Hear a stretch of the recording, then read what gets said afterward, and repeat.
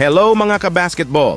Team USA starting 5 ay sila Stephen Curry, LeBron James, Joel Embiid, Devin Booker at Jason Tatum. Si Jrue Holiday ng Team USA ay hindi ngayon nakapaglaro dahil sa minor ankle injury.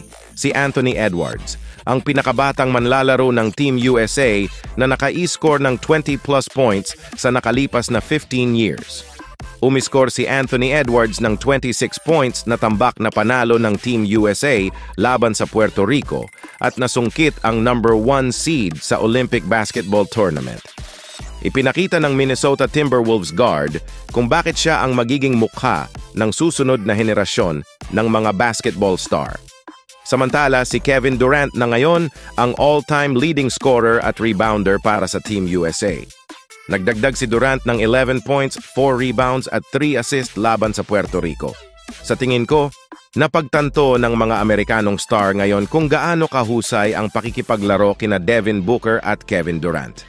Nagtapos si Joel Embiid na may 15 at niyakap ang kontrabida role na nakipag-engganyo sa crowd ng Pierre Mauroy Stadium na dati nang nag-boo sa kanya para magsaya habang ang mga huling segundo ay nag-expire.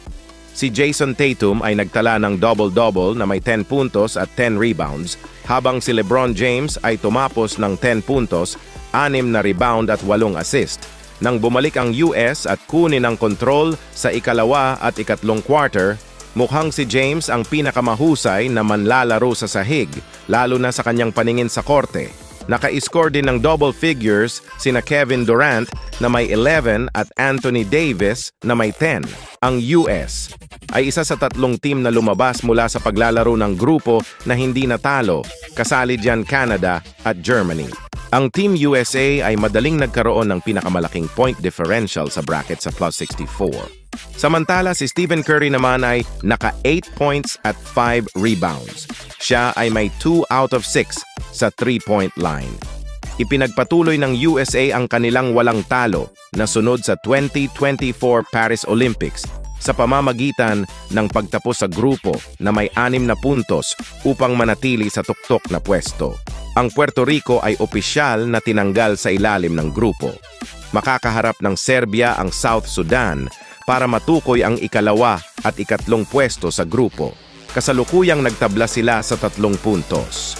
Ang Olympic Men's Basketball Champions Team USA ay nakasagupa ang Puerto Rico sa huling Group C fixture para sa mga team sa Paris Olympics. Ang US Men's National Basketball Team ay nakuha na ang number 1 seed sa knockout round sa panalo nila laban sa Puerto Rico. Nasungkit na ng mga Amerikano ang pwesto sa quarterfinals sa pamamagitan ng mga panalo laban sa Serbia at South Sudan. Samantala, ang Puerto Rico ay naalis na sa playoff contention matapos matalo sa unang 2 laban sa South Sudan at Serbia sa pinagsamang margin na 52 points. Ito ay nagmula sa 107-66 na pagkatalo kay Nikola Jokic at Serbia. Ano ang masasabi nyo sa panalo ng Team USA laban sa Puerto Rico? Please comment nyo lang sa baba. Basketball today, basketball later.